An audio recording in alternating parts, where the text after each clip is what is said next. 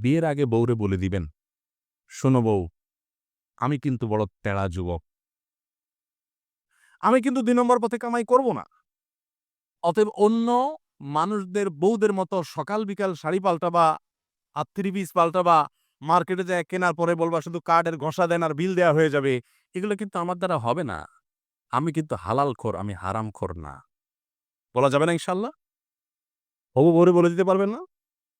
বেশিরভাগ ক্ষেত্রে দেখবেন ওই মেয়ে বলবে, "আব্বু না, সমস্যা আছে ছেলের।" কারণ তার দরকার কি? একটা চোর। তার দরকার একটা চোর। তার দরকার একটা ঘুষখোর। তার দরকার একটা দুর্নীতিবাজ। তার দরকার একটা টিন চোর। তার দরকার একটা গম চোর। সে সৎ মানুষ পছন্দ, আপনি সাথে, সাথে সেজদায় পড়ে যাবেন, যাক একটা চোর প্রিয় মানুষ থেকে আল্লাহ আমাকে মুক্তি দিছে। একটা সৎ মানুষ খুঁজবেন। চেষ্টা করে যাবেন ইনশাআল্লাহ? অসৎ হওয়ার জন্য যোগ্যতা লাগে না।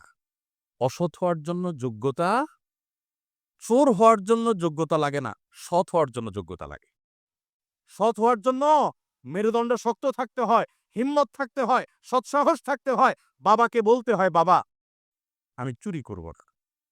তুমি অসন্তুষ্ট থাকতে পারো, "বাবা, আমি ২ নম্বর জিনিস তোমাকে খাওয়াবো না।" আমাকে অন্যদের উদাহরণ দিবা না, আমাকে সৎ মানুষের উদাহরণ দাও। যুবকরা বলা যাবে না বাবাকে ইনশাআল্লাহ? বেয়াদবি করা ছাড়া সুন্দরভাবে বলা যাবে না?